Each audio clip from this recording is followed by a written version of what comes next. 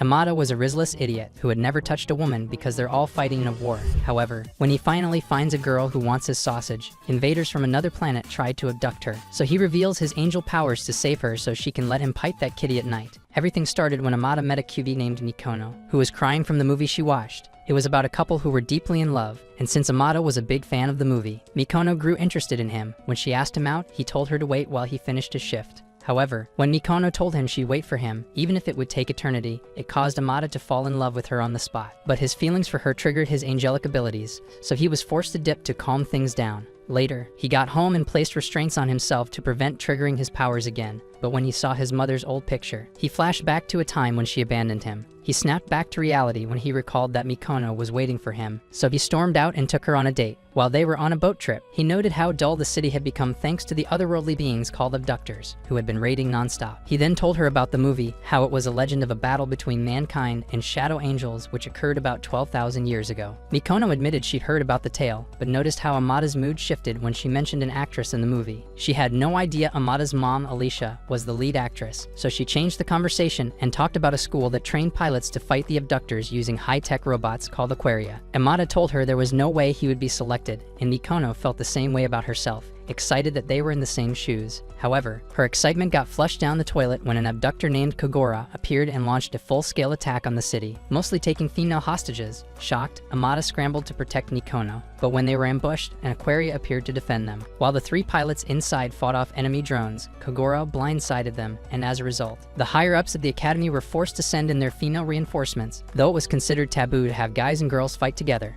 When the ladies' unit arrived, they helped to calm things down a bit but struggled against Kogora and blamed their failure on the guys' team. As a result, they fell victim to a nasty attack from Kogora. Mikono got caught up in the clash, but before a statue could crush her, Amada threw himself over her to shield her. Strangely, Kogora became drawn to her scent, but he made sure to defeat both Aquarias from the academy before going after her. Seeing this, Amada realized he would lose Mikono if he kept hiding his powers, so he removed his restraints and flew her into the sky. Mid-flight, a vector, which is a part of an Aquaria, flew toward him. At first he panicked, thinking it would crush him, but when he opened his eyes, he was shocked to find himself inside it. However, when Kogora attacked his ship, Amada suddenly felt like he knew what to do to stop him. So he yelled the name Aquarian and triggered a forced merge with two female pilots into a forbidden Aquaria. The Neo-Diva organization manages these Aquarias, and as per their rules, it's forbidden for two pilots of opposite genders to merge in an Aquaria, which is why they are freaking out. A guy named Kane is another pilot on board the Aquaria, and he thinks Amada is a terrorist out to destroy them. As Amada tries to clear his name, Kogora seizes the opportunity to land a surprise attack on their Aquaria. While taking damage, Kane's superiors at the Neo-Diva headquarters try to conceal the Aquaria's link, but they learn that it's impossible. Donor gets irritated when he finds out because a forbidden link like this has been formed in the past, and it didn't end well. Back in the city, Amada gets tired of getting pounded, so he finally grows a pair and uses his powers to shoot a powerful laser beam at Kogora. Though Kogora reacts quickly to dodge, the officers back at headquarters are surprised that Amada can use the Aquaria like that. Kogora attacks again, but this time Amada falls to the ground because he isn't used to the suit's control yet. As a result, Mikono tears up and begs him to chicken out and run, but things get interesting when enemy reinforcements show up and force Kogora back to his home planet.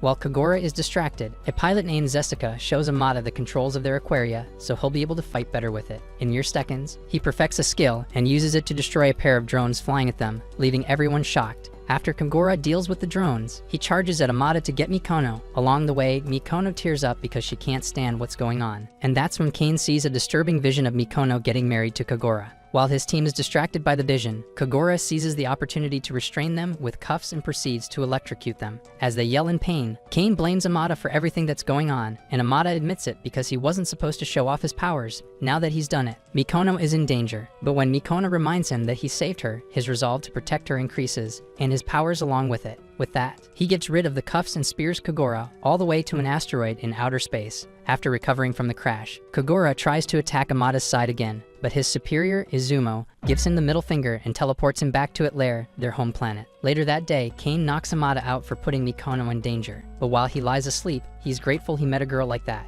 Meanwhile, Kogora arrives on his home planet and runs his big mouth to a guy named Jin about how he's found a hot chick from Earth to clap. On Altair, Izumo becomes frustrated when he learns that all the women he took from Earth can't get pregnant. When he confides in Jin to get chicks with bigger plots, he learns that Kagura might be a problem and decides he'll shut him up himself. Back on Earth, Amada wakes up and finds himself at Street Anjal Academy, where Kane shows him around and explains everything about the school. Getting to class, everyone sees him as a hotshot because he hijacked an aquaria and merged with chicks. Curious, Amada asks about Mikono, so Kane tells him about the wall that separates guys from girls and explains that it's forbidden to mingle with them. After that, he questions Amada about his relationship with Mikono, and Amada tells him they're just friends. This pisses Kane off because friends don't cuddle up in a cockpit, and his reaction gives Amada the impression that he's Mikono's boyfriend. The thought makes Amada mourn his one-way ticket to getting his V card swiped, but he regains hope when Kane reveals that he's Mikono's brother. Kane also mentions that Mikono is the only one in her family who isn't gifted, and that she was always scared of abductors. He calls her a coward for being like that, and though Amada admits he just met her, he argues that Mikono is different from what Kane described. Kane loses his cool after hearing this, but Donar shows up and stops him from giving Amada a proper beatdown. He then tells Amada to prepare for an aptitude test, which will determine if he'll become a pilot or not. That afternoon, during the test, the officers realize his gifts let him fly, but they don't detect any power fluctuation even under extreme conditions. Then they put him in front of an OnLifeN's model, and suddenly his rocket launches him straight into outer space. The Academy's headmaster takes an interest in his abilities, thinking they might be the key to fixing his own bedroom rocket malfunctions. But Donar steps in and argues against exploiting him. After that, the headmaster subjects Amada to a brain scan to see if there are traces of the aquaria in his mind, but the scan fails, and it's reported that someone interfered with his memories. That evening, Amada lies in bed and starts thinking about Mikono, but he gets distracted when he hears piano music. While trying to trace the source, he stumbles and falls into a pit, where he finds a dude named Andy on the other side. Turns out Andy is digging a tunnel that leads to the girl's side of the wall so he can get cultured with chicks. Amada likes the idea and joins him since he wants to see Mikono, but when he reaches the other side, he's blessed with an unplotted view of everything under Mikono's skirt. As a result, he freaks out and accidentally flies her into the sky, while she yells, trying to avoid her pickle from getting tickled. After Amada crashes to the ground, Mikono calls him a degenerate loser and runs off, thinking he only wants to clap her. A few days later, Amada is selected to participate in a monthly training simulation with other pilots, and he's appointed head of the team. At the start of the simulation, his mood shifts when he thinks about how things ended with Mikono, but he gets fired up when he learns that all the girls are watching him. With that, he merges with teammates and powers up, giving everyone the impression that he's about to clap all enemy drones, but they're shocked when he wastes a move to apologize to Mikono instead. After the training is called off, Donar and the other instructors wish for a chance to give Amada a well-deserved beatdown, while Mikono smiles because she knows Amada pulled that stunt for her. The following day, Mikono prepares to say goodbye to Amada because she isn't gifted or cut out to be a pilot. On the way, Jessica gets nosy and asks if she's forgiven Amada, but Mikono tells her it's none of her business and even ignores a farewell handshake from her. Later that morning, Andy loses his mind when he sees that his tunnel has been sealed, but he thinks a girl was behind it and assumes she wants him to appreciate her plots instead. While Amada wonders if Andy's brain is on Do Not Disturb, he hears a song from a piano, so Andy tells him Shrade is behind it. He mentions that Shrade is a hot Jigachad, who's the #1 student in the school, and that all the girls struggle over who gets to goon into his pictures. Curious, Amada heads to meet Shrade to see what he's about, and he's surprised that Shrade has noticed him already. Soon after, Kane enters the room ready to give Amada a beating for the nonsense he pulled during yesterday's training. But as he gets into it, Shrade plays a piece that messes with Kane's mind. While he screams in pain, Kane sees a vision of his sister dying after getting married to Kagura, but it fades away after Shrade stops playing the piano. Turns out his gift allows him to alter people's minds with music, and though he used it to prevent Amada from getting beaten up, Kane isn't pleased with it. He attacks Shrade to get back at him, but the battle ends when the emergency alarm goes off. Everyone except Shrade speeds off to Mount Vector, which they'll use to fight abductors in the city. This time, Kane leads the team, and he easily defeats the first wave of abductors that attack. Mikono, who watches everything from a distance, starts to get a bad feeling about the operation when she realizes that Amada is there too. Before long, an abductor lands a surprise attack on Kane's team, and reinforcements completely surround them. While trying to escape, Kane's team takes a nasty hit, and everyone watching at headquarters begins to realize that someone else might be controlling the enemy drones. The headmaster is put under intense pressure to send Shrade as the trump card, but opposing forces remind him that Shrade isn't fit for combat. Meanwhile, Shrade watches the battle and decides to awaken Kane's powers with a note. As a result, Kane realizes that Jin is behind the attack, so he directs a swarm of missiles to his position. However, Jin evades the missiles and counters with a remote electrifying attack that leaves Kane's team yelling in pain. Out at sea, an unidentified person abducts Mikono and takes her to the Neo Diva headquarters, insisting that she be put on the same team with Amada. Seeing the shocked look on everyone's faces, he takes off his disguise and reveals himself as Zen Fudo, the supreme commander of their organization. He then talks some sense into Mikono and tries to convince her to join Amada and Kane, who have previously fought to save her life. Thinking it through, she agrees and merges with Amada and Kane, but this time, Amada leads the team. He annihilates a wave of abductors in a single strike, but as Jin starts firing back, Kane gets worried and wonders why Mikono came back since she's fated to die if she keeps getting involved with Amada. Frustrated, he admits that he's always wanted to protect her, but he calms down when she tells him she'd like to protect him. Amada gets fired up after seeing her, but before he can fumble a quick nut, he channels all that cursed energy into Aquaria's fist and punches Jin into orbit. However, the fist circles back to Earth and shatters the wall in the academy that separates guys from girls. All the guys rejoice after seeing this, so they dash toward the ladies to clap, only for Zen to show up and forbid them from spreading the Alabama 19 virus. Meanwhile, on Altair, Amada's rocket punch breaks the seal on a guy named Mikage, leaving Kurage shocked when he finds out. Back on Earth, Kriya, the director of the Neo Diva organization, arrives at the academy and enters a meeting with top officers concerning her research on forbidden Aquarias. During the meeting, Kriya reveals that Aquarias go out of control when their pilots' affection for each other runs too deep. Though her organization rejected the use of such Aquarias, she admits they'll have to depend on it since the abductors are getting stronger. On Altair, Jin joins Izumo to analyze the previous battle with Amada, and they notice that his Aquaria's energy output increased when Amada led his team. Izumo checks the data and is stunned when he notices traces of a female's energy signature, but he's caught off guard when Kagura leaves the planet via the interdimensional gate, because it means Mikage has awakened. Back on Earth, Andy almost takes a piss when he sees that he'll now be taking classes with hot chicks. Sumi, the homeroom teacher, gets everyone's attention when she reveals they'll be going on a field trip, and Amada's face turns red at the thought of being on a date with Mikono.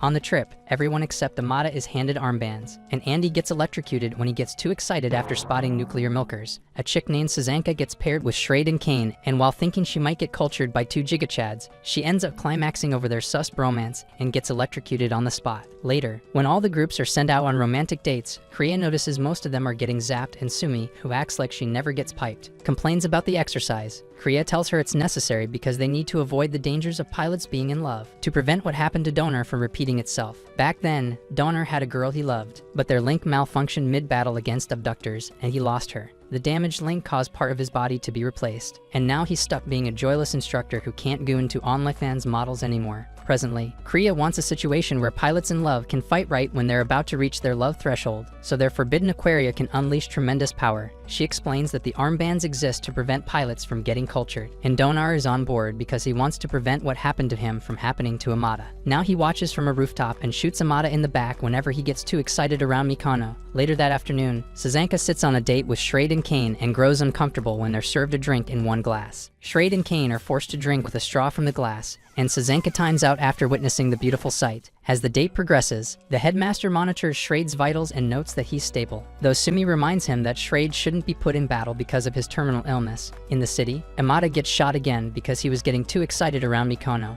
While Mikono blushes, thinking he's crazy about her, Jessica gets jealous and sinks Amada's hands into her giant milkers. Before Amada's rocket launches him into orbit, Mikono gets jealous, so the next time Jessica pulls that stunt, Mikono gets pissed and walks away. Amada follows her and tries to explain, so he joins her on a rooftop, where she admits that she never wants to forget him, as the culture within them starts growing out of control. The officers watching at base fear the donor incident might happen again, but to their shock, Kagura pulls up, gives Amada the middle finger, and claims Mikono for himself. When he tastes her and realizes she's sweet, Mikono climaxes out of control and passes out on the spot. When Kane notices Mikono is in trouble, he charges in to save her, but he's ordered to return to the academy instead. Pissed, he heads off while Shrade stays behind to handle things. At the rooftop where Mikono is held, Amada tries to get her back, but he finds out the hard way that he should have learned to fight. He ends up begging to be spared, but after realizing what he'll lose if Kagura takes Mikono, he charges at him and jumps off the roof with her. Kagura tries to follow, but before he can jump, Shrade stops him with his powers. On Altair, Izumo questions Mikage about why he helped Kagura, but Mikage admits he did nothing except see Kagura off to Earth. He mentions Mikono, whom Kagura is after, and teases that she might be the future of their dying planet.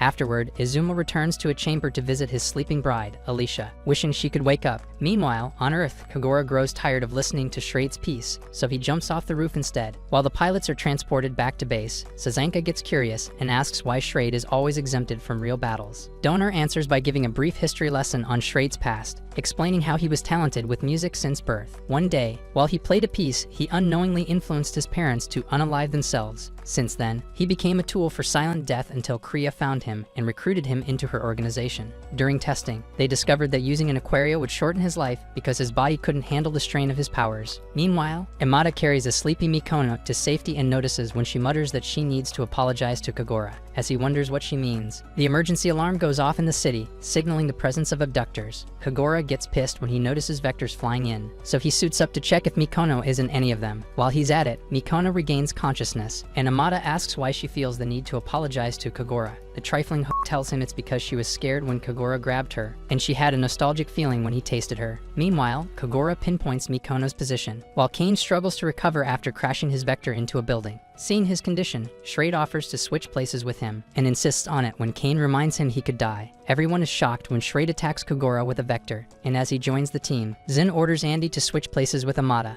When Shrade requests permission to merge with Zessica and Imada, Kriya hesitates because she knows the risks, but she agrees after Zen gives her the look. After a successful merge, Shrade harnesses the power from his team and lands multiple nasty attacks on Kagura. Mere seconds into the fight, Kagura is put on the defensive, while Shrade hyperventilates from the strain on his body. As Kagura recovers to fight back, Jin restrains him and sends him back to Altair so he doesn't damage the suit. As for Shrade, Imada realizes a bit too late that he's already passed out. The next morning, Kriya visits Shrade in the hospital to see how he's doing, but she finds that he's more concerned about getting back into an Aquaria. He claims he enjoyed his last experience and doesn't care if it costs him his life, because living like this already feels like death. Hearing this, Kriya authorizes his discharge from the hospital and leaves after warning him to reconsider his actions. In class, Andy crashes out before his mates because it doesn't feel like the guys have truly mixed with the girls. He suggests the seat rearrangement, and though Mix is against it, everyone else supports it and it stands. But Andy almost sheds tears when he realizes Mix is his seatmate, because although her milkers are huge, her legs will remain closed for eternity. Coincidentally, Imada sits between Mikono and Zessica, and he begins to float when he's blessed with a marvelous view of Zessica's plots. Mikono grows jealous because of this, while Sazanka climaxes out of control at the very thought of sitting with Shrade and Kane. As time goes on, Andy gets frustrated because all the guys except him are getting friendly with their female seatmates. He then comes up with a fake story about a missing girl and her doll to scare the girls, and some people actually buy into it. That evening, while Imada stays back to clean the classroom, Zessica finds it hard to go to her dorm because she's scared. She confides in Imada and begs him to walk her there, and he agrees. On the way, they're shocked to find the stuffed doll Andy talked about, and they end up running for their lives to avoid getting hexed. As they storm out, yelling from the building, Mikono sees them and assumes Imada is taking Zessica to Pound Town. The following day, while Imada talks about what happened last night, Mikono says Zessica was screaming his name, which makes everyone in class think they got cultured. But before Imada can explain, the emergency alarm goes off again, and he's sent out to fight along with Zessica and Kane. This time, Jin is behind the abductor attack, and he easily sets Zessica's team on the defensive by reflecting laser beams precisely at their position. As Zessica's side takes more damage, they're forced to sever their link and fly off in their individual vector machines. As their morale crashes, Zen, who's watching, remains optimistic because he has a trump card to handle the situation. He orders a girl named Yuno to switch places with Zessica, and that's how everyone realizes Yuno is the one behind the stuffed doll. She apologizes to Imada for scaring him earlier and then begs him to merge with her. He agrees, and once they merge, Yuno temporarily uses her powers to make their Aquaria invisible, allowing them to dodge a missile from Jin. Shocked, Jin shoots multiple missiles again and rejoices a bit too early, thinking he's won the fight. However, he finds out the hard way when he's punched multiple times into the atmosphere, where his suit explodes. Turns out his suit was remotely controlled, and though he lost, he's grateful to have obtained new fighting data from Imada's team. Later on, Mikono meets Imada and apologizes for what she did earlier, but Imada brushes it off as no big deal. About a week later, Andy has a field day creating a tunnel that's supposed to lead to the girls' locker room, only to end up in an abandoned building instead. The following day, Sazanka starts selling pictures from their recent field trip, and Imada ends up buying Andy's picture. While the girls try to process whether he's straight or bent, Andy storms in and makes it worse by calling Imada his hole-digging brother. Later that night, Imada lies in bed and flashes back to when Mikono wanted to apologize to Kagura. He still wonders what she meant by that, but brushes it off with a night's sleep. On Altair, Izumo tells Jin that he needs to attack Earth again so they can clap the hottest chicks and have kids. He complains that the women he abducted before didn't survive the interdimensional travel and goes on to reveal the planet's biggest problem. First, no one could birth females anymore, and then things got worse when all the women died from a strange illness. Now only men exist, and Izumo hopes to save his species by finding the best chick on Earth to birth Altair's next generation. Hearing this, Jin agrees to go to Earth in person, so he upgrades his suit using all the battle data he obtained from his last fight. Back on Earth, Mix crashes out on Zessica for always showing too much skin. Zessica turns to Amada to ask if that's true, only for the degenerate to lose control when he sees her plots. Mikono sees everything and gets jealous, so at night, she pulls out a little dress, desperate to see if Amada will like her in it. She turns red when Zessica shows up, but before she can try it on, the emergency alarm goes off, and she's sent out with Zessica and Amada to face Jin. This time, Amada leads the team and dashes in to land a nasty punch on Jin, thinking it'll be enough to defeat him. To his shock, Jin blocks. Meanwhile, Kogora, who is trapped on Altair, yells in pain, begging Jin not to lay hands on Mikono. Back on Earth, Jin fires a missile at Amada's team, and though it doesn't damage their Aquaria, it shakes them personally. Their link is severed, forcing all three pilots to dodge more missiles on their own. A set of missiles speeds towards Zessica, but before she can get nuked, she reacts instinctively and dodges them, leaving her stunned. Zessica realizes she dodged because most of her skin is exposed, so she tells her teammates to show more skin if they want a chance in the fight. While they rip their clothes, Zen orders them to merge again, but appoints Zessica as the team's leader. This time, when Jin shoots multiple missiles, Zessica sees them in slow motion and dodges them with ease. She then seizes an opening and unleashes a flurry of punches on Jin, causing his suit to explode. She rejoices with Amada and Mikono after securing the win, but her heart starts pounding when she mistakenly catches a glimpse of Amada's sword. On Altair, Jin's subordinates get pissed because Izumo is too chill about what happened to Jin, so they decide to take matters into their own hands. Along the way, Mikage shows up and worsens their rage by putting them under his spell. The next day, Andy crashes out when he sees his new hole sealed again, and is now even more convinced a chick is behind it. At the cafeteria, Mikono gets teased about her relationship with Amada, and she turns red, insisting she's not close to him like that. Hearing this, Zessica goes nuts and tells her to leave Amada for her instead, but for some reason, Mikono stays quiet. Curious, Suzanka switches the topic to hole-in-the-wall spots she wants to visit, which makes Mix snap. Mix tells her the only hole she'll ever be spotted in is the nearest manhole, and then storms off to another table, saying she can't stand plotting. That afternoon, while Shrey plays a piece, Kane walks in, worried about the last battle with Jin. He mentions Jin's body hasn't been found yet and asks if Shrade has detected anything, but Shrade says no. Kane then tells him to avoid combat at all costs, which makes Shrade assume Kane is worried about him. That night, Andy goes on another hole-digging mission with Amada, this time aiming for the girls' bathhouse. Before he gets there, Mix uses her powers to seal the tunnel, pushing both degenerates out into the open. Realizing it's been her all along, Andy claims they're meant to be since they have opposite powers, but he fumbles his riz when he overemphasizes her bouncy milkers, and she kicks him in the face. Zen watches them fight and decides it'd be a good idea to put them on the same team with Mikono. When the news spreads, Mikono wonders why she was chosen, while Mix breaks down because merging with Andy makes her fear that she might get pregnant. When the time comes, Mix refuses to merge with Mikono and Andy, causing their team to fail the exercise. As punishment, she and Andy are locked up and forced to work through their issues until they sort things out. Along the way, Andy asks why she hates guys in holes so much, and she admits she has daddy issues. Her father fell in love with a woman he met at a hole-in-the-wall hot spring, and ever since, Mix has hated both men and holes. The next day, Jin's underlings show up on Earth, so Andy, Mikono, and Mix are deployed to fight them. On the way, Mix breaks formation, thinking she can take all three abductors on her own, but Andy saves her from a direct hit and yells some sense into her, convincing her to merge with the team. Midway through merging, Jin's underlings interrupt, and Andy takes a heady blow protecting Mix. Zen orders Amada to replace him, but Mix hesitates because she now wants Andy. Thanks to Mikono, she agrees, and her bond with Andy carries over, making Kriya realize Mikono has the gift of enforcing connections between people. After the merge, Mix manipulates the holes in the abductors' suits, causing explosions that wipe them out. Later, Amada compliments Mikono for supporting the team with her powers, making her blush, while Zessica stares in jealousy. As Mikono walks off, she slips, and Amada catches her, going in for a kiss, only for Mikono's pet to ruin it. The following day, Jin shows up at the academy under the pretense of being a transfer student, but he's stunned when he sees that most girls in class are blessed on both sides. While trying to settle in, he quickly gets surrounded by girls, but feels relieved when Kane shows up and offers to show him around. While looking around, he learns about Aquarias and wanders off to take a closer look at them. A few days earlier, Izumo contacted him and told him to return to Altair with a vector machine, but insisted that he prioritized finding a gifted girl who could save their dying planet. Jin accepted the mission and created a fake profile, which made it easy for the academy to accept him without suspicion. Presently, he gets overwhelmed when he sees some girls using their powers, so he hides in a corner to process everything. Unfortunately, he finds out the hard way that he's in the girls' locker room, where Jessica and some others surround him, thinking he's the type who likes to peep. But before Jessica can make him strip, Yuno shows up and reveals that Jin didn't peep on purpose. With that, Jin is released, but when he returns to his dorm, he refuses to speak to Andy and Amada. The next day at lunch, he tries eavesdropping on conversations to gather intel, but he freezes when he locks eyes with Yuno. Yuno notices his mood and grows worried about him because he reminds her of her old life. She opens up to Amada, explaining that before now, she wasn't the type to socialize. While she talks, Jin eavesdrops and realizes she's the same girl from yesterday. Outside, Kane meets Shrade and opens up about a dream that's been bothering him. He says he keeps seeing a one-eyed giant in his sleep, and Shrade admits he's been sensing something strange ever since Jin arrived at the academy. Meanwhile, Jin reads a book about developing plots in the library and gets freaked out when he bumps into Yuno.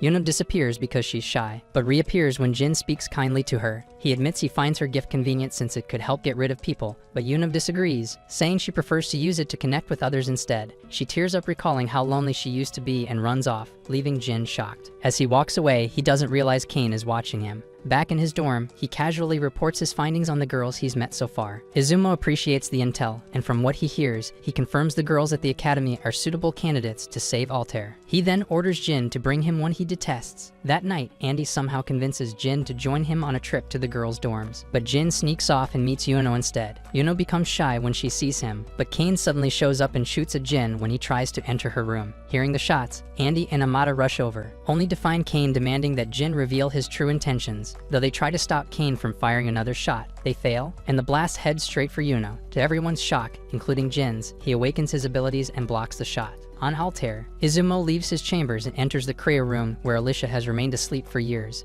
As he stands quietly in front of her, his little me time is interrupted when Mikage walks in unannounced. Izumo immediately scolds him for barging in, but Mikage ignores the warning and reminds him that Alicia is the reason he keeps coming back here. He recalls how Altair lost every woman on the planet and turned its eyes to Earth for salvation. Izumo was part of the mission that brought girls back from Earth, and Alicia was among the girls. But she left a son on Earth and collapsed into a deep sleep on the journey and never opened her eyes again. While the rest of Altair sees her as useless, Izumo has forbidden anyone from touching her. Mikage, however, calls her dead weight and even moves to end her life, but Izumo steps forward and blocks him, insisting that Alicia must not be touched. Mikage pulls back, but his retreat is laced with contempt because, unlike Izumo, his sights are fixed on a larger prize. He reveals his true intention, which is to awaken an Ikoria called the Mechanical Angel of Genesis that sleeps on Earth. Later, Mikage visits Kagura, who has been locked away and chained like a wild dog. Kagura thrashes against his chains, desperate to break free, while Mikage slams, telling him that Mikono is for the streets. Every savage roast only feeds Kagura's rage until he finally snaps, and his body twists into beast form. With that, he tears through his cage and storms out, heading for the exit. Alarms echo through the base as he smashes through guards on his way to the hangar, but Mikage simply smiles, satisfied that Kagura's obsession with Mikono has become unstoppable. Meanwhile, on Earth, Jin is arrested for sneaking into the girls' dorm, while Kane is locked up for pointing a gun at a classmate. Jin is released first and crosses paths with Yuno in the hallway, while the higher-ups secretly confirm that Jin is not who he claims. Even so, they choose to look the other way because his power makes him too valuable to lose. Amada and his friends notice Jin's strange behavior,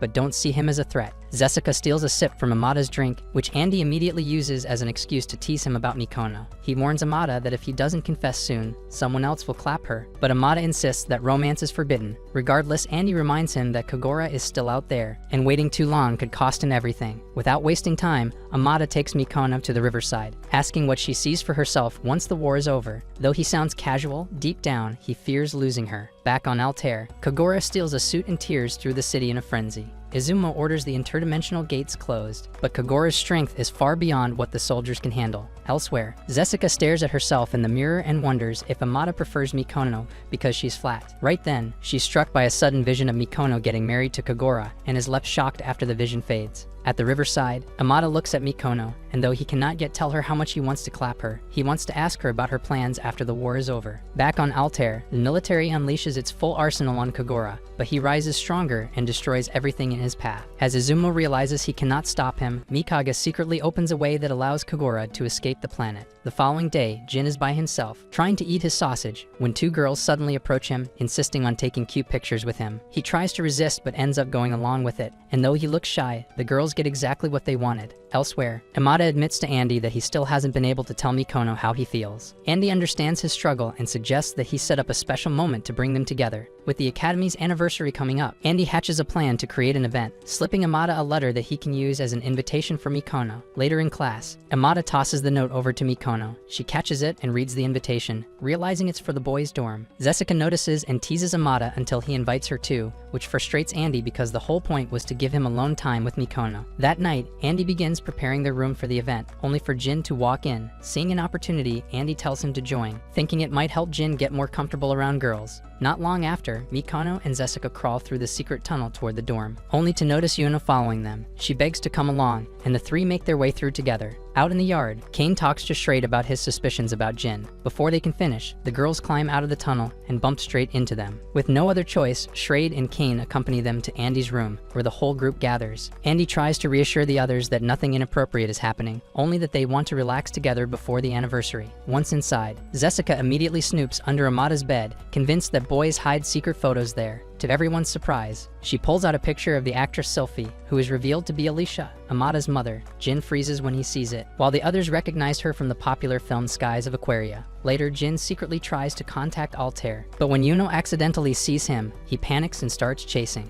However, he mistakenly tears her teddy, and she leaves it behind in tears. Meanwhile, Amada and Mikono set up the projector, and the sight takes them back to the day they first met in the theater. In that quiet moment, Amada reveals that Alicia is his mother, but she left him when he was young, leaving him with the feeling that he was unwanted. Mikono comforts him, insisting that it isn't true, and when Amada asks if she'll watch the film with him, she agrees. Overwhelmed, he begins to float without realizing Jessica is watching, and her jealousy grows worse. Jin repairs Yuno's teddy and apologizes to her, so she forgives him instantly, explaining that everyone has secrets, and she's not the kind of person to force someone to reveal theirs. She even introduces her teddy, and the two promise to meet again that night for the screening. Later, Jin notices that his device is missing, and he has no idea that Mikage is behind it. That night, Yuno stumbles across the device by accident, and when she touches it, she overhears Izuma's message for Jin, which is to abduct her to their planet. Shocked, she hides the device when Jin appears, pretending she knows nothing. Moments later, the festival begins, and the crowd gathers to watch the movie. But before they can lock lips, Kagura appears, and everyone panics. Fear sends Amada tumbling onto a tree branch, while Jin urges Yuno to come with him as the invasion begins. Kagura roams through the base, searching for Mikono, sniffing every girl nearby to see if she is the one he seeks, but none of them are. Meanwhile, Yuno informs Jin that she has his device and reveals that she has heard the message meant for him. She shows him the device, and he grabs it just as an explosion erupts beside them, causing Yuno to pass out from fear. Authorities rush to evacuate students to prevent casualties,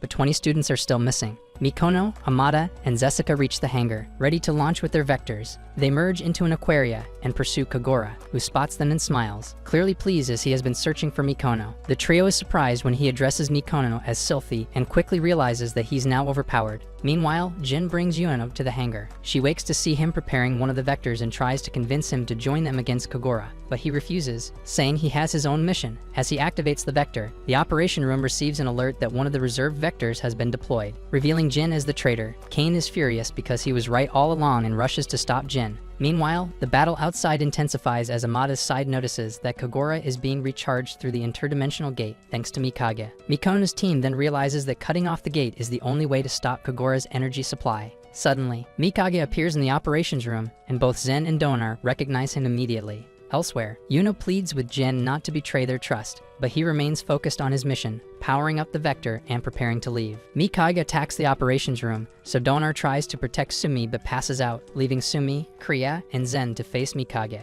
Zen and Mikage converse as if they have a history, while Yuno cries out to Jin to reconsider, reminding him their friends need his help. Kagura defeats Amada's team, but when he takes Mikono, Amada flies off with her. Pissed, Kagura shoots him down and intends to unalive him since he has no scent unlike other humans. In the operations room, Mikage confronts Zen, demanding the location of the solar wings, but Donar regains consciousness and fires at Mikage, so he blocks and retreats for the moment. Outside, Kagura prepares to eliminate Amada, but Andy intervenes, trapping Kagura in one of his holes, allowing Amada and Mikono to reunite with Andy and Mix. Kagura bursts out angrily, but the arrival of other vectors forces the director to order a merge. To everyone's surprise, Jin returns and merges with the team, preparing to face Kagura in battle. However, Mikage attacks Jin to punish him for his betrayal, but Jin emerges unharmed and requests that the pilots merge with him, giving them 2 Aquarius to face Kagura. They knock him into a rock, but when he counters with immense power, the team recalls that closing the dimensional gate is their only solution. Jin coordinates with the others to create a massive wave that destroys it, so when Kagura charges again, Jin protects his friends while Kane delivers the final blow. Jin, however, collapses thanks to Mikage, and he dies at the spot. After the battle ends, word gets out that Jin didn't survive his injuries. Alongside him, several others were lost, and the academy holds a somber funeral procession. The dead are laid in the church, surrounded by flowers and grieving students. Before being prepared for the burial, on Altair, Izumo learns of Jin's death and directs his anger at Mikage, blaming him for the loss.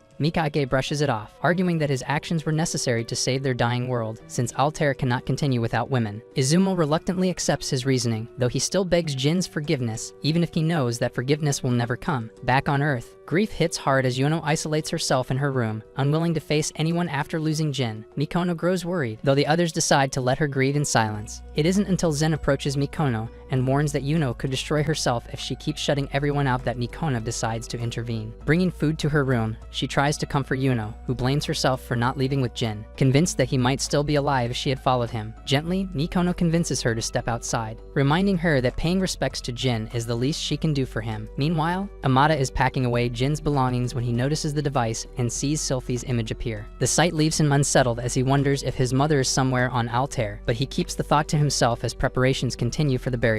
The students board a boat bound for the cemetery, but the mood is heady, with many already doubting if they can continue fighting. Some even talk about quitting, and though Mix tries to argue against it, Andy tells her to let them choose for themselves. Once they arrive at the cemetery, Zen Shocking tells Andy to dig multiple graves, not just for the fallen but also for the living students. His demand sparks outrage, especially from Mikono, who accuses him of being insensitive so soon after they've lost their friends. Zen explains that the exercise isn't cruel, but insists that by burying themselves, they must confront death directly and cut away their fear of losing life. Schrade is the first to step into a grave, followed by Yuno, and one by one, the others follow until only Amada and Mikono remain. Mikono refuses to join them, but before she can protest further, Zen uses his speed to grab Amada and throws him into a hole, sealing the ground above him. Flustered, Mikono tries to intervene but realizes her power connects with her buried friends, helping them overcome their fear and awaken a new strength within themselves. Soon, the earth trembles, and Amada and the others break free from the ground, reborn from their graves. As they reunite, Mikono smiles at Amada and wishes him a happy birthday, but their brief joy is cut short when Kagura erupts from one of the graves, revealing that he had been buried alongside them. Zen notices the dangerous intent in Kagura's eyes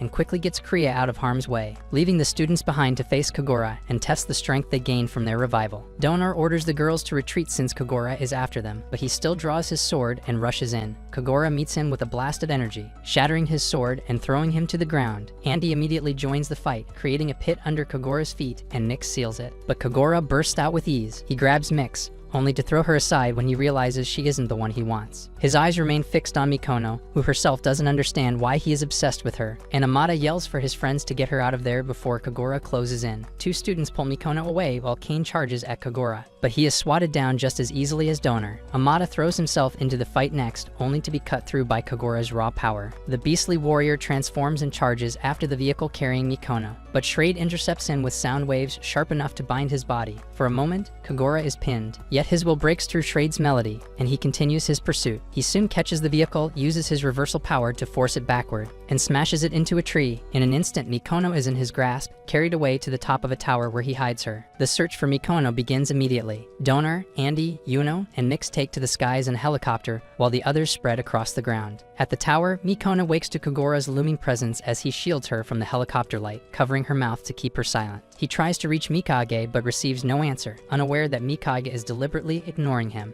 Elsewhere, Jessica tells Amada not to worry too much, claiming Kagura would never harm Mikono because she is his destined one. When Amada questions how she knows, she explains the legend of Apollon and Sylphie, 2 lovers who parted to save the Tree of Leaf but vowed to find each other again. Kagura believes Mikono carries Sylphie's image, which is why he calls her Sylphie and why he chases her so relentlessly. Amada soon reaches the tower, but Kagura intercepts him. Amada tells Jessica to call Kane, then runs to draw Kagura away. Kagura beats him down brutally, slamming him against a wall until he loses consciousness. In the darkness of his mind, Amada faces his own shadow but pushes through it, awakening a new power. He rises, levitating with a glowing shield that blocks Kagura's attacks. Kane appears and fires at Kagura, but the fight slips away from him, and and the weapon falls into Amada's hands. Her urge to end it, Amada raises the gun, but Mikono arrives just in time, pleading for him not to unalive Kagura. Her voice stops him, and as if answering her, flower petals swirl through the air, carrying Kagura away into the night. After Kagura's escape, Kriya summons Mikono to her office and punishes her by confining her to her dorm. It isn't her official punishment, but she must serve it until Kriya decides her fate. Leaving the office, Mikono runs into Yuno, who assures her that she will always support her no matter the situation. Mikono struggles to understand what has happened, and while she speaks with Yuno, Andy and Amada eavesdrop on them. Later, back in their room, Andy and Amada talk over what they heard. Amada wonders if their destinies were truly bound 12,000 years ago and questions whether he and Mikono are really connected. Andy tells him it's possible, pointing out that he is connected to Mix through holes, and maybe Amada must find his own way to reach Mikono. Andy jokes that his connection might be through Shushu, Mikono's pet, and advises Amada to win Shushu's favor. Taking the idea seriously, Amada goes to the store to buy things he thinks Shushu would like. Zesika sees him shopping and feels conflicted about what she told him before, wishing she could take her words back, but Mix tells her it's better not to interfere. Meanwhile, back on Altair, the city known as the Iron Sea begins to falter as its power weakens, worrying Izumo. He explains that the city was created by his mother, Ariza, and he now feels the pressure to find a solution before it collapses. On Earth, Zen announces a new training exercise. The elements will engage in live combat simulations, battling as though they are in a real war. He sets Kane, Bianca, and a dude named Malloy against Amada, Zesika, and Mikono. Soon, the two Aquarius form on the battlefield, each side merging with their vectors. Zen encourages them to use their full elemental powers, reminding them that in battle, they must treat each other as true enemies. Kane immediately takes the offensive, wanting to see if Amada has the strength to protect his sister. His Aquarius specializes in long-range combat, and with his ability to see 3 seconds into the future, he predicts every move Team Amada makes. His team bombards Amada, Zesika, and Mikono with relentless attacks, leaving them on the defensive with no clear response. Despite the training that boosted everyone's abilities, only Kane's team is making full use of their growth, while Amada struggles to match them. Amada feels the weight of failure, and Zesika senses his doubt. In a moment of desperation, she decides to confess her feelings to him, but when she tries to speak, an explosion drowns out her words. Pressed by urgency, she grabs Amada, looks him in the eye, and loudly declares her love. Her confession shocks everyone, echoing even through the operations room. As her words sink in, something stirs in Amada's Aquaria. The machine responds with newfound power. Evolving into an upgraded Aquaria, it unleashes a devastating Mugen punch that shakes the battlefield and leaves everyone speechless. Zen watches with intensity, calling it the beginning of a forbidden love. The attack conjures visions from 12,000 years ago. Two men clashing in battle, one resembling Zen, the other strangely familiar to Mikono. They also realize that the woman of legend was Sylvia, not Sylphie. The explosion from the punch is so massive it nearly unalives everyone, and when the dust settles, the island is destroyed. Though both Aquarias remain intact, the students are shaken by the forbidden love's power, while Zesika silently accepts that her confession triggered it. Back at the academy, Amada tries talking to Zesika about her confession, but she brushes it off, saying she doesn't want to pressure him. She walks away, and when Amada tries to stop her, Mikono sees them together. Jealous, she runs off, and Shushu jumps on Amada to keep him from following her. Later, Mikono finds Zesika, but Zesika refuses to talk about what happened. Meanwhile, Mix scolds everyone for thinking about romance when battles are still ahead, and Amada ends up being teased about love back in the dorms. Not long after, Zen and Kriya summon the students for an urgent meeting. They announce a top-secret mission, giving no details about where they're going or what they're after. The vectors are already stocked with supplies and programmed to take them to the location. The next day, the group sets off, with only Sumi accompanying them, though even she doesn't know the mission's purpose. Amada suspects it's connected to the mythic Aquaria, while Mikono worries it could be dangerous. Watching from afar, Mikage realizes Zen is making his first move. Their destination turns out to be an isolated island. Once they arrive, Kriya tells them to wait for further orders and reveals swimsuits stored in their vectors. The girls are the first to change, drawing attention, especially Mix, who stands out even in modest clothes, while the boys sit down to fish. The girls play around until Mix accidentally hits Andy with a banana. She takes him inside the ship to treat his injury, but when he tries to confess his feelings, he fumbles his words, saying he wants to feel her plots. Yes! Mix clearly misunderstands what he meant, so she gets angry and storms out. Elsewhere, Zesika isolates herself, only for Mikono to find her, and the two sit together. Meanwhile, Andy sulks inside the ship, wishing he could bury himself, and unknowingly begins digging a massive hole with his power. Outside, the weather suddenly shifts as a dimensional gate opens, releasing an abductor. Amada, Kane, and Malloy merge in Aquaria to fight while Mix and the others take shelter in Andy's hole. Andy keeps digging until he accidentally breaks into a hidden cave containing a mysterious object. Suddenly, he and everyone down in the hole are ejected, and they find themselves inside the Vector, able to join the battle. With the temperature dropping rapidly, the full group pilots Aquaria together. They channel their combined power and unleash a devastating Mugen punch, destroying the abductor in one blow. Back on Altair, Mikage senses that some of the pieces he seeks are hidden on the island, though the solar wing itself remains unfound. When the team returns to the academy, Jessica surprises everyone with a new, modest outfit that hides her stomach. She later approaches Mikono and admits she doesn't mind if her love for Amada remains one-sided, even if he doesn't return her feelings. She isn't ready to stop loving him. Kriya learns that Zen has left the academy, leaving behind a note explaining that he is searching for the mythic Aquaria. She wonders if he found some clue before deciding to leave. Meanwhile, Andy remains deeply depressed over his conflict with Mix and spends his time digging holes around the academy. His friend's unaware of what is troubling him, though Mix knows and feels guilty for not speaking up. Later, Jessica receives an invitation from a boy asking her out on a date. She considers it a way to distract herself from Amada's rejection and clear her mind. In the yard, Mikono receives a letter from her father just as Amada comes running toward her. She quickly hides the letter, but soon realizes there is no need to keep anything from him. She tells Amada that it is from her father, but admits she has not read it yet. Mikono explains that she was never close to her father because she lacks elemental powers, and that he has always been closer to Kane, making it surprising that she received a letter from him. Amada shares that he knows little of his own father, but has memories of his mother. That night, Mikono reads the letter and then takes it to her brother, apologizing for opening it, but not revealing that she has read the contents. She learns that their father sent the letter to Kane to ask whether Mikono is a burden at the academy and is prepared to take her away if Kane sees her as one. As Mikono is processing this, Mix finds her and confesses that she is the reason for Andy's depression, revealing the events of their trip and admitting her guilt for speaking carelessly about others' feelings. The two conclude that only men truly understand themselves. Meanwhile, Sumi sees Zestica exiting a vector machine after training, leaving her surprised, and Zestica goes to the bathroom to sit in the tub and contemplate her decisions. On Altair, production and resources have dropped dangerously low, forcing Izumo to consider cutting trips to Earth to sustain basic needs. He realizes the planet is in desperate times, and with Kagura still missing, he suspects Mikage is orchestrating the chaos without concern for the planet. Determined to take matters into his own hands, Izumo decides to go to Earth to acquire a gifted woman himself and orders his royal armor, the Afurignes, to be prepared. Before leaving, he visits Alicia's pod, hoping to find her son while on Earth. Back on Earth, Kane calls Mikono to let her know he is aware she read the letter and assures her she is not a burden. He praises Amada for helping her grow and looks forward to telling their father. Moments later, Izumo arrives on Earth with 3 other abductors, and Neo Diva immediately notices the majestic, bold appearance of his armor. Andy is unable to operate in his depressed state and is automatically out of commission, while the rest of the elements stand ready to engage Izumo and his men. Donor dispatches Amada, Jessica, Nyx, Kane, and Malloy to confront the enemy. As Jessica, Amada, and Malloy merge into the Aquaria, Amada senses Jessica's emotions, noticing her recklessness as she attacks Izumo without a plan. Izumo easily counters, knocking out Malloy in the process, and Kane takes his place. Amada continues to fight, but Izumo dodges her attacks and hacks into Neo Diva's communications, declaring himself Altair's supreme leader and explaining that they need women to sustain life on Altair. Jessica rushes toward the gate to offer herself, sparking another battle with her friends trying to stop her. During the fight,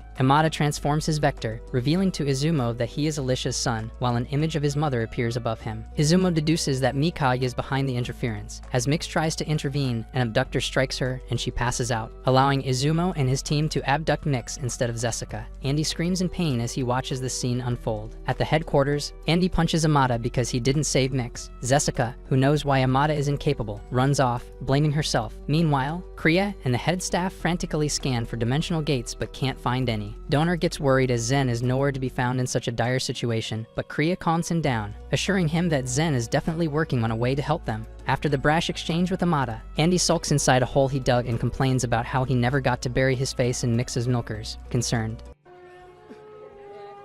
Mikono and Yuno offer him rice balls, hoping he'll stop moping around, but he returns the ones from the previous night to them. Jessica misses school for a whole week and curls herself into a ball, wondering why Amada saved her if he wasn't going to pick her as his girl. Suddenly, a hue covers her mirror, and it shatters into pieces. Then Mikage reveals himself like an angel, telling her not to be afraid. He calls their situation similar, saying they have been rejected, and then offers to grant her wish, which is to open the dimensional gate. He kisses her on the forehead as he tells her to promise him something in return. Immediately, he leaves, and a symbol glows on Jessica's head. Later that evening, Mikono bids Amada farewell to look for Zen, but before leaving, she promises to tell him what's on her mind once she comes back. On her way, the Dimension Gate opens, and as Neo Diva prepares to launch a defense strike, they realize that there are no abductors. Quickly, Andy rushes to Kriya and tries to convince her to let them head to Altair through the portal. At first, she disagrees, but after decoding a message from Zen, she orders them to pilot their Aquaria. Schrade knocks Kane unconscious and takes his position in the Aquaria. As they enter Altair, they escape being spotted thanks to Yuno's camouflage ability. In Altair, they disguise themselves as residents, and as they look for Mix, they notice the toxic air and realize that there are no women in Altair. As they approach the headquarters, the soldiers spot them, so Andy abducts one of them in search of Mix, while Schrade and Jessica take down a lot of their foes. Due to being injured in the crossfire, Andy cares for the injured hostage, and the hostage takes them to the elevator. He coerces the hostage to open the elevator door, but to his surprise, the hostage smashes the security lock, causing the alarms to be triggered. Immediately, soldiers pour in, so Andy makes an escape route for Amada for him to find Mix while he handles the soldiers. Amada escapes through the vents and eventually arrives in a room where Alicia's body is in a cocoon. Meanwhile, Andy gets captured, and as he's taken away, the treated hostage removes his helmet, revealing he is Mix. Izumo walks into the room, orders his men to stand down, and then asks Amada if he knows the Curse of Eve. Meanwhile, on the outside, Yuno hides their Aquaria with her ability. The toxic air affects not only her, but also Jessica as they wait for Schrade's return. Schrade, on the other hand, after handling the soldiers, relates to Altair, calling it an existence that is awaiting its impending death.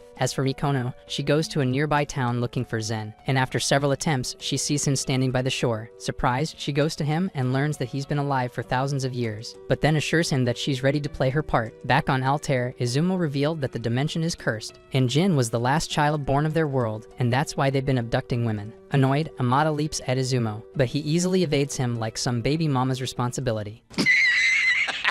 Meanwhile, Andy makes a getaway in his cell and runs into trouble on his way out, but he blasts his way through, determined to find Mix. He runs into some soldiers, and through their comms, he learns of Amada's location. Amada, on the other hand, is briefed on the Curse of Eve, and he learns that his mother, Alicia, is special enough to resist the Curse of Altair, but not enough to eradicate it for everyone. Annoyed, Amada asks Izumo what happened to the women they had captured. Suddenly, the sensors in the tower go off, but they do not detect the mighty bonk coming their way. Schrade demolishes the report tower and rescues Andy. He pilots the Aquaria to the tower room and opens up a space for Amada to pass through. On hearing the floating boy's name, Izumo hears Schrade call out Amada's name, so he tries to tell him who his father is. Unfortunately, the soldiers shoot at Amada, so Amada escapes. Amada escapes into the Aquaria, and as they try to get away, Mix shows up, messing with the thruster nozzle and blocking all their paths. Andy sees who Amada refers to as Mix and finds it hard to believe, but after Amada informs him that Eve's curse is so strong that it gender bends Waifus, Andy loses it after realizing he has lost his one-way ticket to losing his V-card. He loses control, creating a mini black hole in the process. Although dangerous, Schrade fires the black hole straight into the dimension gate, carving a path home for the humans. Amada immediately takes charge and escapes the dimension, leaving Mix behind. Meanwhile, Kagura finds his way back to Earth amidst the turmoil. After returning to Neo Diva, the team informs the other students about the Curse of Eve and how they met Mix, who is now a ladyboy. With Schrade out of commission and Zen not available, they wonder if it's the end for them, but Andy refuses to give up. He tries to encourage them, but his powers go out of control. Later that night, Mikage appears in Jessica's mirror and reminds her of her end of the deal for helping them open the dimensional gate. Shocked, she cannot recall making any promise with him, but still, he assures her that she'll fulfill it when the time comes. At that same time, Andy sits outside, dejected that he may never get to stare at Mix's glorious milkers again.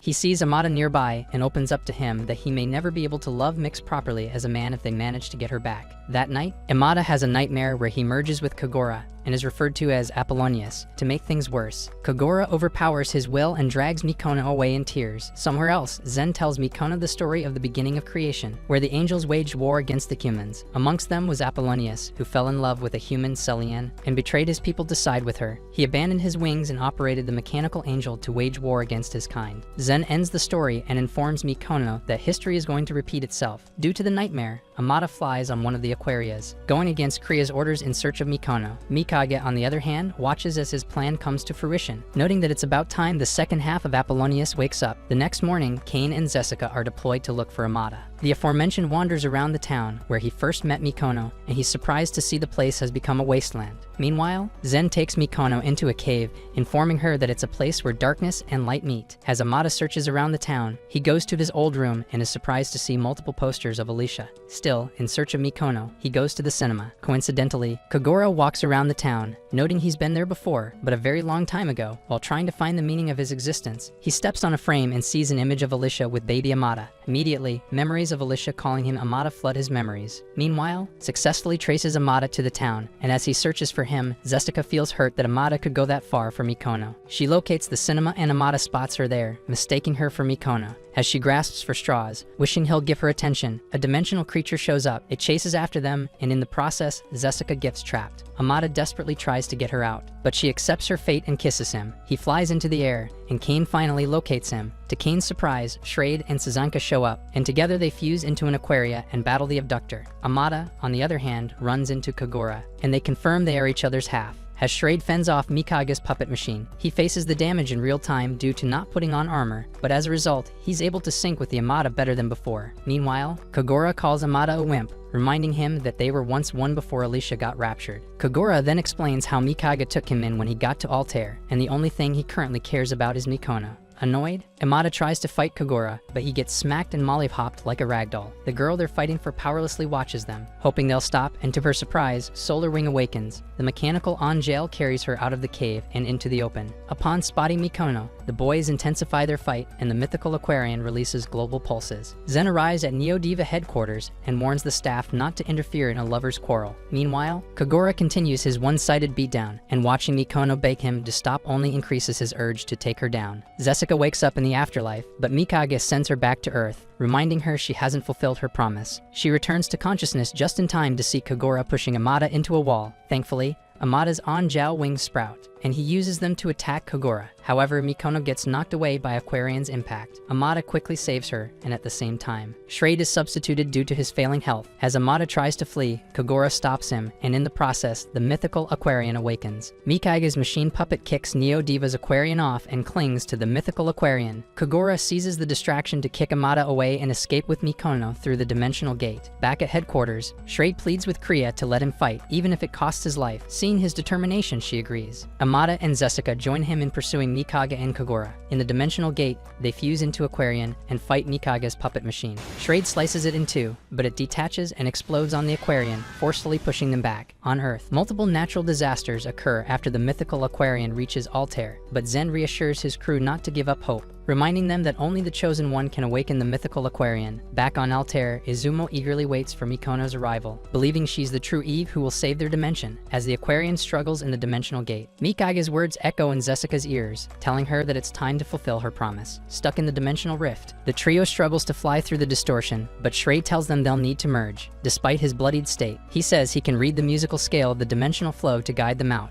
With that, they merge, and Shrade declares it his final merge. Back at headquarters, Zen assembles the staff and students and reveals the myth of the world from thousands of years ago. Instantly, they are transported to a plane and stand on the Book of the Twin Stars. Zen opens it, and they learn the true history. Apollonius, the enemy of mankind, fell in love with Celian, a human, and fought the angels to the end. Toma, Apollonius's fiancée, and Pollen, his dog, had major issues with his choice. Pollen had fallen in love with Celian and wished to be reborn to be with her. Thousands of years later, Pollen reincarnates as the human Apollo, who operates the mythical Aquarian. Celian reincarnates as Sylvia, and as they grow close, Toma also reincarnates and destroys the world tree meant to revive the angels. Meanwhile, Kagura shocks Izumo by refusing to give up Mikono and even fighting Altair's forces. Back in the dimensional rift, as Shrade tries to tune their way out, the trio witnesses the world's history and learns that Mikage is Toma's current reincarnation. He split Apollo's soul into two as revenge for being tricked into thinking Apollo was Apollonius. Learning that Mikono is Celian's reincarnation, Jessica gives up hope of being with Amada. On Altair, Mikono wakes and apologizes to Kagura for not noticing his feelings across time. After the grueling experience of piloting Aquarian,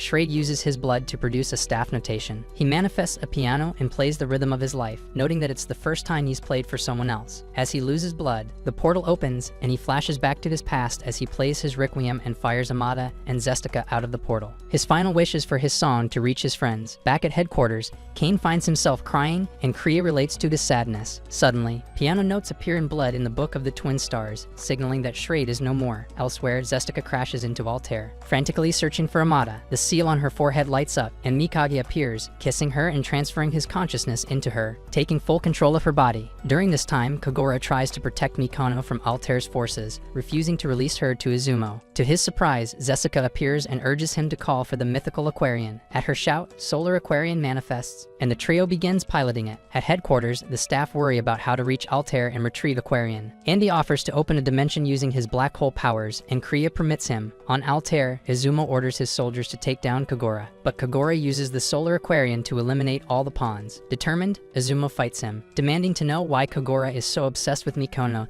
that he's willing to go against Altair. Mix joins the fight, siding with Izumo to protect their planet. Back at Neo Diva, Andy leads the pilots and channels his feelings for Mix to create a black hole, opening a passage into Altair's dimension for them to jump through. On Altair, Kagura overpowers Mix, but Mikono intervenes. In the process, Izumo attacks Kagura, who counters while Mix acts as a shield for him. As Kagura goes for a finishing blow, Andy and Kane arrive in an Aquarian. Interrupting the Solar Wings attack, Amata's team informs Kane of Schrade's death, but without time to mourn, Nyx attacks them. Andy tries to reason with her, but the femboy retaliates. Nearby, Amata wakes at the sound of his name and quickly heads toward the source. Using fast travel, he reaches the facilities and spots his mother, regaining consciousness. He lashes out at her for abandoning him, but she explains why she had to leave. Alicia drops a bombshell, revealing that Izumo is his father, and narrates why she left him on Earth while going to Altair. Meanwhile, Izumo recalls his own near rebellion against the Empire for Alicia's sake. Attempting to stop Kagura, he amps up his mecha using the Iron Sea and fires a warning shot, ordering Kagura to release Mikono. In retaliation, Zestica grabs the controls and fires at the facility where Alicia is, causing a massive chunk of debris to strike her and send her to the afterlife. Distracted, Izumo flies to his family,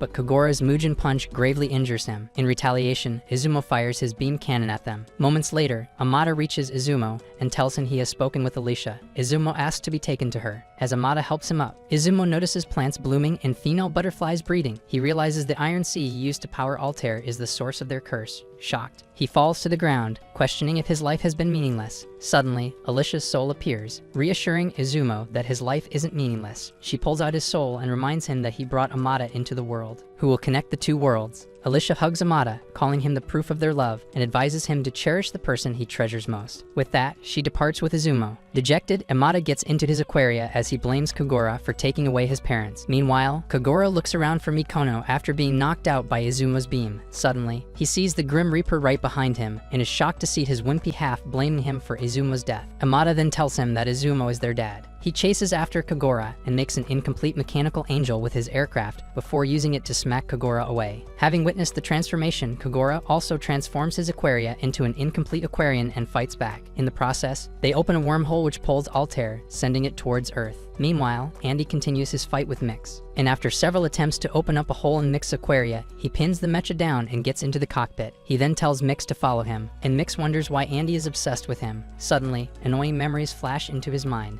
so he tries to get rid of Andy. Out of desperation, Andy creates a mini black hole to draw Mix out of the Aquaria. Once outside, Mix memories before becoming a Miguel pour in, and he finally remembers Andy. Ashamed, he pushes Andy away, telling him not to look since he's no longer a girl. But Andy surprises him by saying a hole is a goal, whether it's Eve or Steve. The couple acts all lovey-dovey, and as they prepare to merge, they get swapped out for Yuno. As for the halflings, they clash with their ideals, and the earthlings on Earth worry about the incoming planet heading their way. Zin, on the other hand, idly waits, wondering if the destruction of the two worlds will be what will appear in the Book of the Twin Stars. Out of concern, Kriya shows up, challenging him on the choice he's made and if he plans to follow the book to the latter, but he vanishes. In Altair's air, Amata lists 100 reasons why he's in love with Mikono, and the two quarrel like cats and dogs. Mikono wakes up shortly and flies to stop them, but Zestica stops her. There she learns Mikage possessed Zestica, Mikage then explains how she got tricked, and her current plan is to have the two worlds become one, then rule them as a god. Mikage then forcefully merges with Mikan and absorbs the planet's Iron Sea.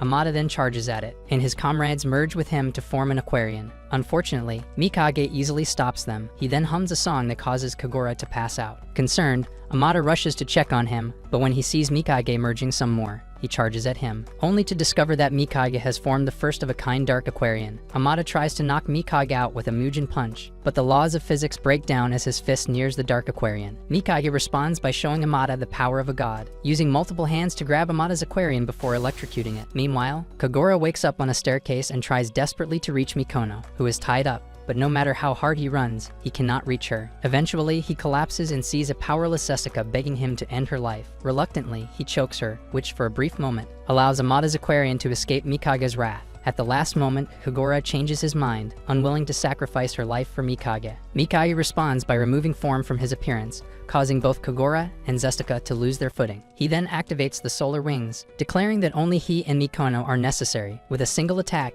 he knocks out the Aquarian pilots, sending them back to the headquarters. As the planets draw closer, Mikage uses an equation to summon the sun over Earth, drying up the seas. The Neo-Neve organization scrambles and decides to use all three Aquarians together. To their surprise, Shrade's music echoes around them, guiding and empowering them for their toughest mission yet. Charging toward Mikage, the team faces a barrage of attacks. Mikage tries to crush them like ants, but Shrade's spirit helps them persist. Amada takes attacks head-on but keeps returning to fight. Intrigued by his sheer will, Mikage begins to drain Earth's life force. During this, Mikono sees the frozen bodies of past reincarnations and apologizes, but they tell her not to. Frightened by Toma's reincarnation, she is reassured by Zen, who tells her not to look away. Outside, Mikage demonstrates his strength by smashing the Aquarians to Earth. Just as Amada is about to be overwhelmed, Zestica and Kagura join him, breaking through Mikage's defenses. Mikono finally reaches Mikage's heart, witnessing the depth of his love for Apollonius. She resolves to stop him, willing to bear the punishment herself if it means saving the world. Unfortunately, Mikage proves he's worth more than a generic villain and whacks Amada and friends down to Earth again. Seeming like all hope is lost, Yuno struggles to reach for the controls, but to her shock, Jin's soul takes over, and with the power of his pull and friendship, Amada gets the boost strong enough to evade and preach his love to Mikono. He sends an attack that strikes Mikage, and then his true form flies and embraces Mikono. They kiss, and her tears restore the water levels on Earth and stop the planets from colliding. Trapped, Mikage floats in space, and he eventually runs into Zen, only to find out that he was Apollonius all along, this time for good. Zen absorbs him to prevent any future disasters, but the Rainbow Boy realizes that he's still in love with Zen. Life nearly returns to normal, except Amada and Mikono aren't in Neo Diva. But on one sunset, Amada shows up in his angel wings, carrying Mikono, and everybody happily reunites with them. That brings us to the end of today's video. If you've watched up to this point, let's confuse the fake anime watchers by commenting on who is the hottest guy in the anime. Make sure to subscribe if you're new to the channel, and give me 10 likes so I'll post unplotted. Also, if you're into anime recaps like this, check out the next video with lots of baby oil. Peace.